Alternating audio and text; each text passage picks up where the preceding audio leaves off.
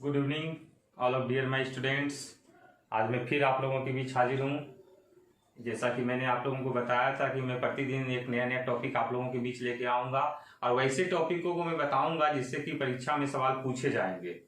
वैसे टॉपिकों को ही मैं सबसे पहले छूऊंगा, उसके बाद धीरे धीरे अगर समय बचता जाएगा तो मैं और अन्य सब्जेक्ट के टॉपिकों को भी आप लोगों के बीच लाऊंगा। तो ठीक है, आज मैं उसी तरह से एक नए टॉपिक को लेके आया हूँ और फिर से मैं आप लोगों का मेरा कर सकते हैं कि वार्तालाप और फेस टू फेस तो नहीं, लेकिन ये ऑनलाइन के माध्यम से मैं आप लोगों के बीच उपस्थित हूँ। लेकिन मेरा एक संदेश आप लोगों से है, संदेश भी कर सकते हैं, गुजारिश भी है, ये मेरी आपसे करबद्ध प्रार्थना भी है कि अभी वर्तमान समय को देखते हुए कि सरकार के दिए गए निर्देशों का एकदम पालन करें और जितना हो सके घर पे ही रहने का प्रयास करें, क्योंकि यही सबसे बड़ा हम लोगों का ये प्रिकॉशन है, हम लोगों का सबसे बड़ी दवाई है।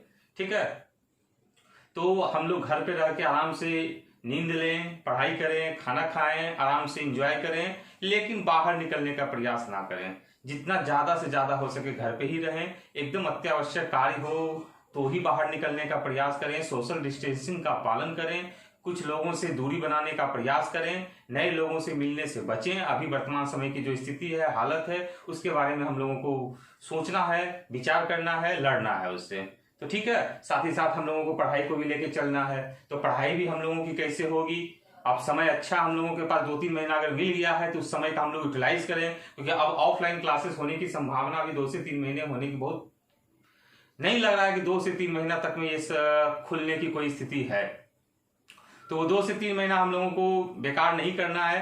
तब तक ये 2 से 3 महीना हम लोग बहुत अच्छे सारे टॉपिकों को एक बार रिवीजन कर लेंगे। जो पढ़ भी लिए हैं वो भी आप लोग इस टॉपिक को देखें, जो नहीं पढ़े हैं वो भी आप लोग इसको देखें, काफी फायदेमंद होगा। अब मैं वैसे टॉपिकों को, पिछला क्लास में मैंने बताया था कोविड-19 से जुड़े हुए योजनाओं के बारे में, मैंने पहले कहा था मिनिमम ये क्वेश्चन इससे आना ही आना है, तो सवाल तो आएंगे ही।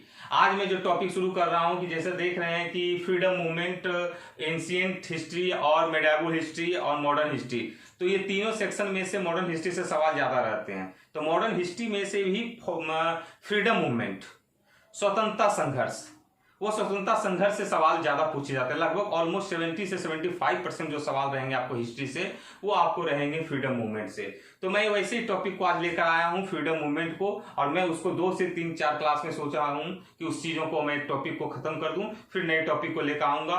और बहुत सारे बच्चे का कमेंट्स आ रहा था कि सर करंट का क्लास भी करते रहिए, करंट भी बताते रहिए। तो करंट में पढ़ाता हूं, करंट में आप लोगों को बताऊंगा, लेकिन करंट में अभी थोड़ा समय है।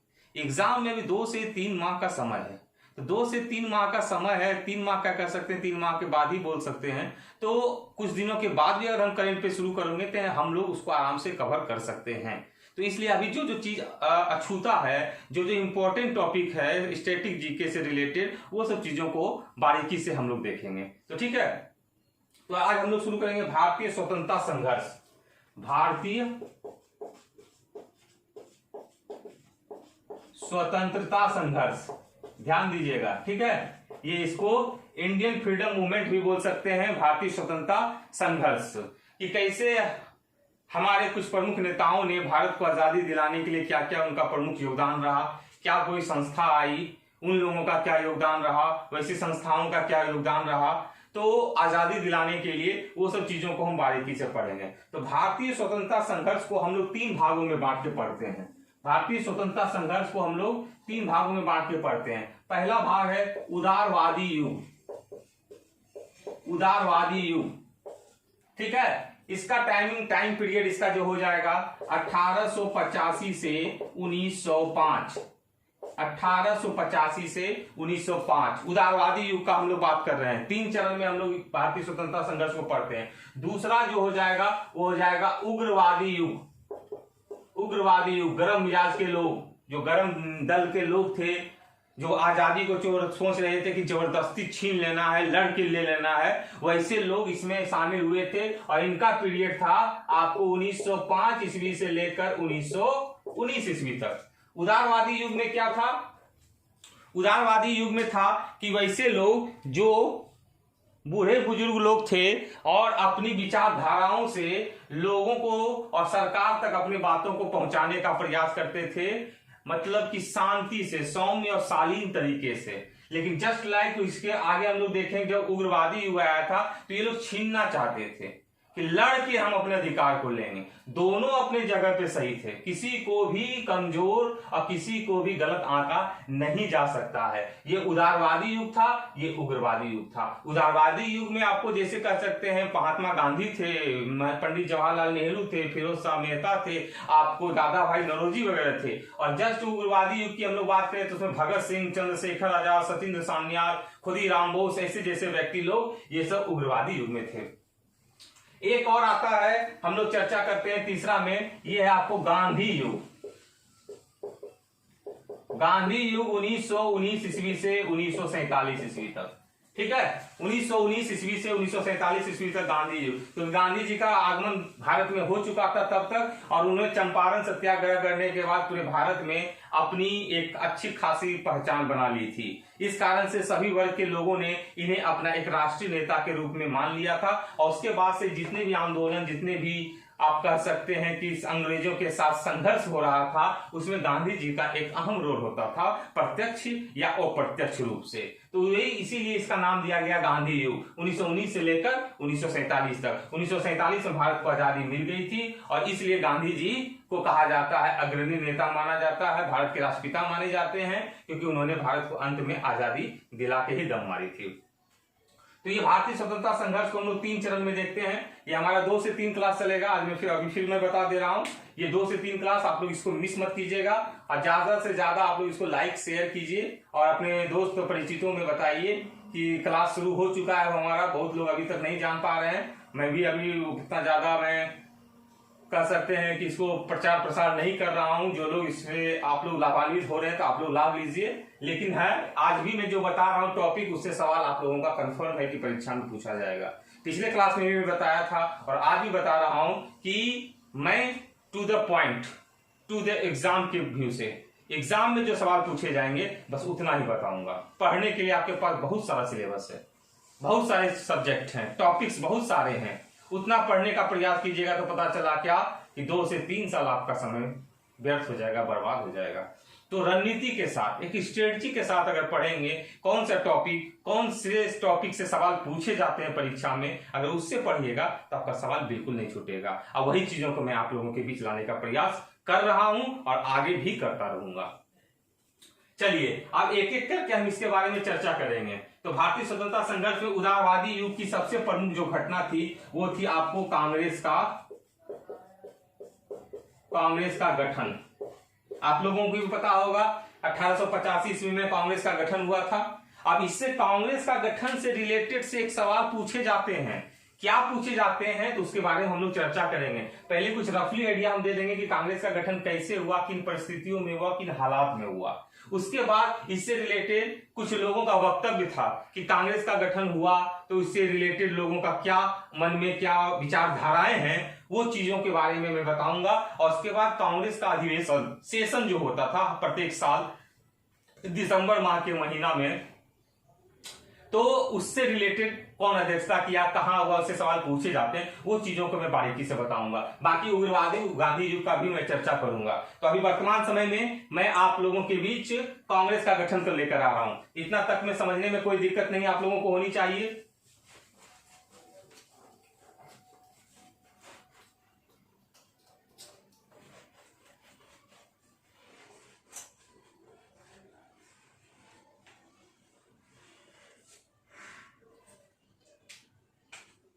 चलिए हम लोग देखते हैं कांग्रेस की स्थापना। कांग्रेस की स्थापना, ठीक है, इसके बारे में थोड़ा सा देखिए समझ लीजिए। सबसे पहले कांग्रेस की स्थापना जो है, ये एक आईसीएस ऑफिसर थे। आईसीएस ऑफिसर थे, Indian civil services, ICS Indian civil services के ऑफिसर थे आपको एओ ह्यूम। देखिए सारा अब जो हम लिखेंगे वो आपके लिए परीक्षा के लिए सवाल बन सकता है, इसलिए ध्यान दीजिएगा। आईसीएस ऑफिसर थे एओ ह्यूम, जिसका कि देखिए सबसे पहला ये कहां के रहने वाले थे, स्कॉटलैंड के रहने वाले। कहां अधिकारी थे? पूना में अधिकारी थे, पूना में अधिकारी थे। ठीक है। 1882 ईस्वी में सेवानिवृत्त यानी रिटायर कर गए। 1882 में सेवानिवृत्त। अब देखिए इससे 3 क्वेश्चन निकल सकता है। सबसे पहला क्वेश्चन कि कांग्रेस की स्थापना किसने की? तो ए.ओ. ह्यूम। कांग्रेस की स्थापना का श्रेय इसी जाता है, मैं आगे फिर बताऊंगा अभी डिटेल में। कहां के रहने वाले थे? मूल निवासी कहां के थे? स्कॉटलैंड के थे। ये कहां अधिकारी थे? पूना में। और ये सेवानिवृत्त 1882 में। इनका पूरा नाम क्या है? Allan Octavian Hume. Allan Octavian Hume पूरा नाम इनका था, एलन ऑक्टेवियन ह्यूम। ठीक है। तो ये ए.ओ. ह्यूम जब 1882 में सेवानिवृत्त हो गए थे तो इन्होंने सोचा कि भारत आजादी के लिए लड़ रहा है और निश्चित रूप से भारत को आजादी मिलनी चाहिए। कहीं ना कहीं इनके मन में ये विचार आया कि भारत को आजादी मिलनी चाहिए। इसलिए ये जब सेवानिवृत्त हो गए 1882 ईस्वी में, तो इन्होंने 1884 ईस्वी से इन्होंने काम करना शुरू कर दिया और उन्होंने कलकत्ता विश्वविद्यालय के छात्रों को एक पत्र लिखा। कलकत्ता विश्वविद्यालय में जो छात्र लोग पढ़ रहे थे और उन्हें कहा कि आप लोग शिक्षित वर्ग के लोग हैं और कोई भी शिक्षित वर्ग इस समाज का एक अहम अंग होता है और उसका मांग, वो उसकी डिमांड जो होती है वो सरकार तक बहुत जल्द पहुंचती है और सरकार भी उस बातों को अमल जल्द करते हैं अन्य वर्ग के वनिस्पत।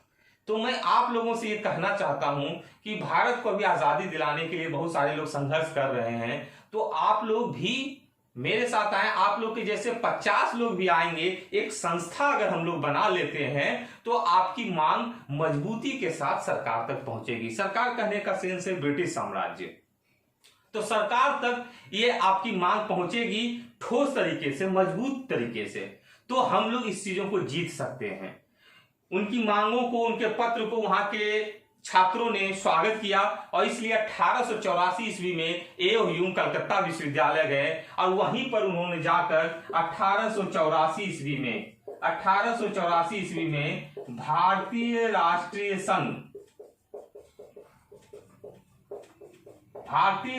संघ की स्थापना की। ध्यान दीजिएगा, 1884 ईस्वी में कलकत्ता विश्वविद्यालय जाने के बाद उन्होंने भारतीय राष्ट्रीय संघ की स्थापना की। कब की? 1884 ईस्वी में।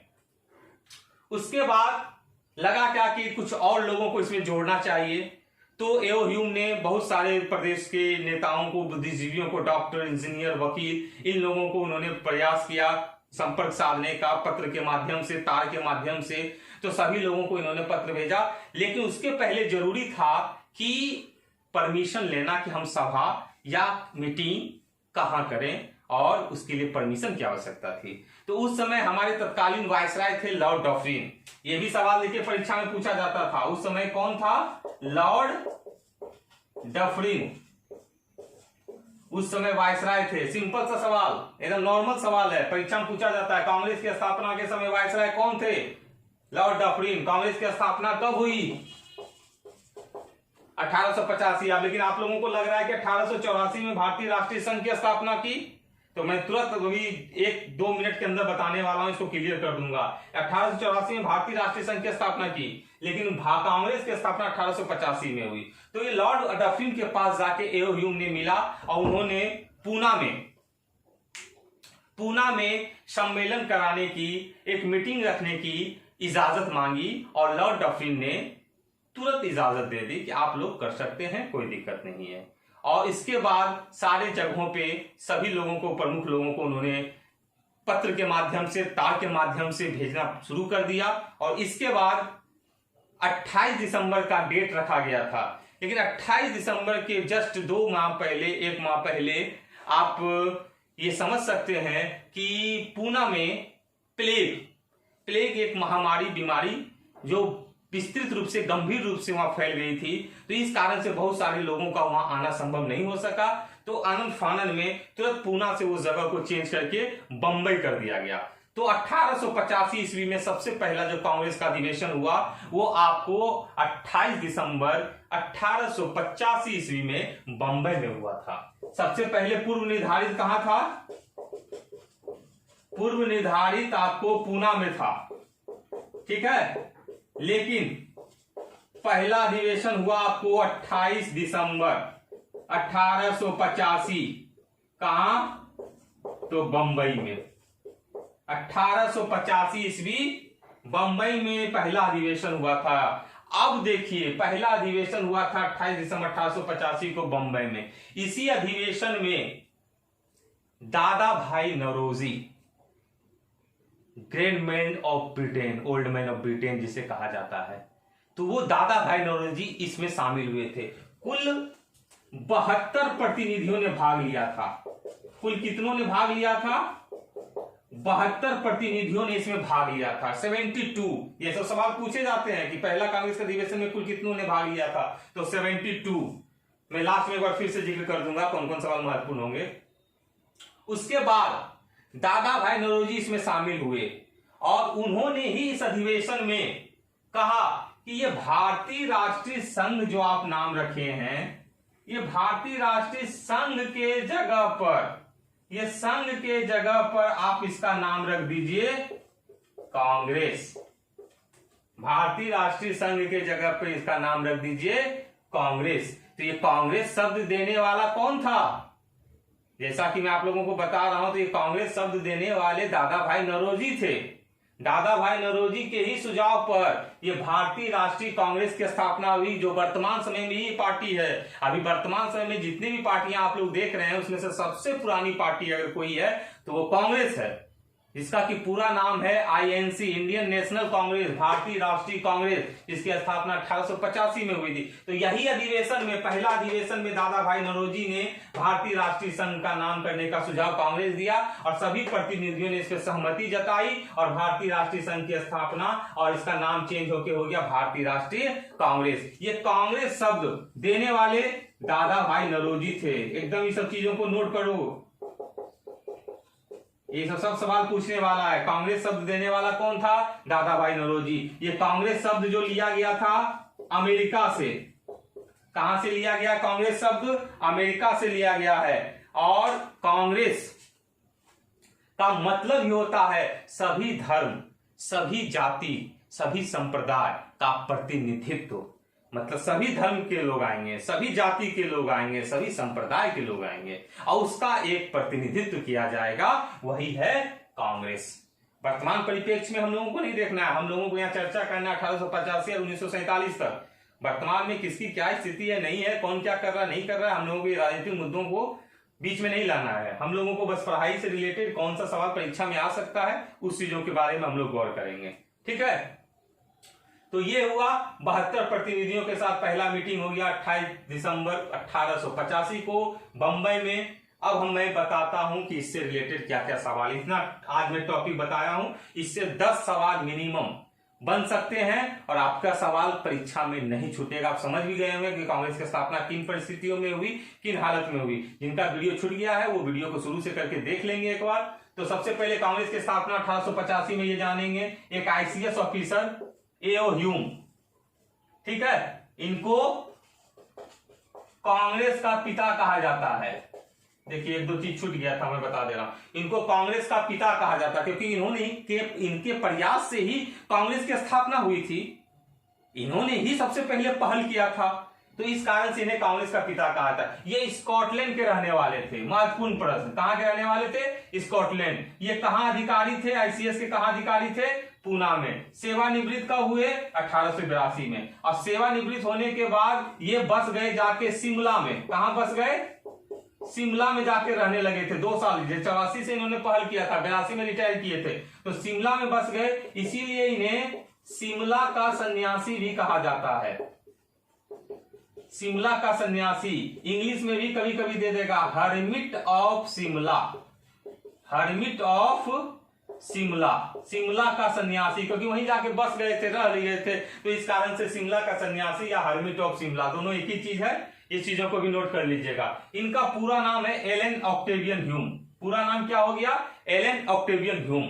1884 में इन्हीं के पहल पर सबसे पहले भारतीय राष्ट्रीय संघ की स्थापना हुई। 1884 में भारतीय राष्ट्रीय संघ। अगर देखिए मैं आपसे एक सवाल पूछ दूं कि भारतीय राष्ट्रीय संघ की स्थापना कब हुई, 1884, 1885, 1886, 1887, तो इसका आंसर हो जाएगा 1884। या कांग्रेस का, भारतीय राष्ट्रीय कांग्रेस का पूर्व नाम क्या था? भारतीय राष्ट्रीय संघ, भारतीय जनसंघ, भारतीय राष्ट्रीय चेतना, भारतीय राष्ट्रीय संगठन, इस तरह के ऑप्शन आ सकते हैं। तो इसका आंसर होगा भारतीय राष्ट्रीय संघ, कांग्रेस का पूर्व नाम था ये। उसके बाद इन्होंने स्थापना की। कांग्रेस जो शब्द लिया गया है वो अमेरिका से लिया गया है। कांग्रेस शब्द के जन्मदाता कौन हो गए? दादा भाई नौरोजी।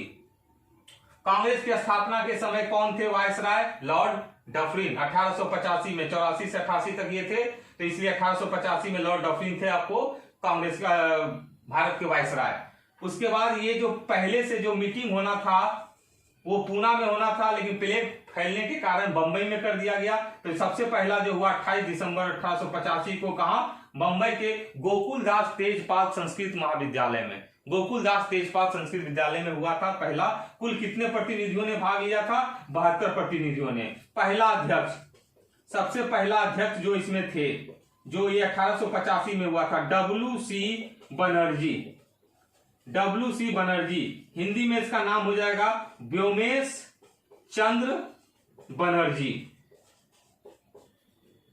ये आपको कांग्रेस की स्थापना से संबंधित इतने सारे सवाल, बहुत ही महत्वपूर्ण। मुझे उम्मीद है कि इस चीजों को आप लोग अच्छे से देखेंगे, समझ लिए होंगे। कोई अगर डाउट होगा तो आप लोग मेरे कमेंट बॉक्स में लिख सकते हैं। कोई डाउट होगा तो मैं उसको क्लियर बिल्कुल करूंगा, ये मेरा फर्ज है, क्योंकि समझाने का मेरा प्रयास रहता है। और कल के क्लास में मैं कांग्रेस के सेशन के बारे में लेकर आऊंगा कि कौन कहां कहां कांग्रेस का सेशन हुआ, इसके अध्यक्ष कौन बने, और उससे रिलेटेड कुछ अधिवेशन में कुछ महत्वपूर्ण बातें क्या क्या रही। 2 सवाल मिनिमम आप लोग मान के चलिएगा कि कांग्रेस की स्थापना से रिलेटेड 2 सवाल पूछे जाते रहे हैं। और विगत कुछ दिनों में देखा जा रहा है कि फ्रीडम मूवमेंट से इस टॉपिक से सवाल टच किए जा रहे हैं। तो वैसे टॉपिकों को ही मैं आप लोगों के बीच लाने का प्रयास करूंगा। इसको अच्छे तरीके से देखें और एक बार समझने का प्रयास करें। कल मैं फिर आप लोगों के बीच हाजिर होऊंगा और इसी को आगे के लेकर चलूंगा। आज कांग्रेस का सेशन का एक पहला पार्ट था। भारतीय स्वतंत्रता संघर्ष शुरू मैंने कर दिया है। 2 से 3 क्लास, 4 क्लास जो भी हो, 4 क्लास में फ्रीडम मूवमेंट ही पहले पढ़ाऊंगा।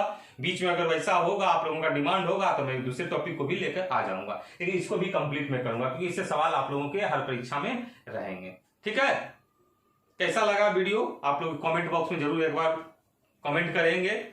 कुछ सुधार की आवश्यकता होगी तो बिल्कुल मैं सुधारने का प्रयास करूंगा, लेकिन मेरे अनुसार लग रहा है कि जितना था जानकारी के लिए और परीक्षा की दृष्टि से, वो सारी चीजों को मैं आप लोगों तक पहुंचा दिया हूं।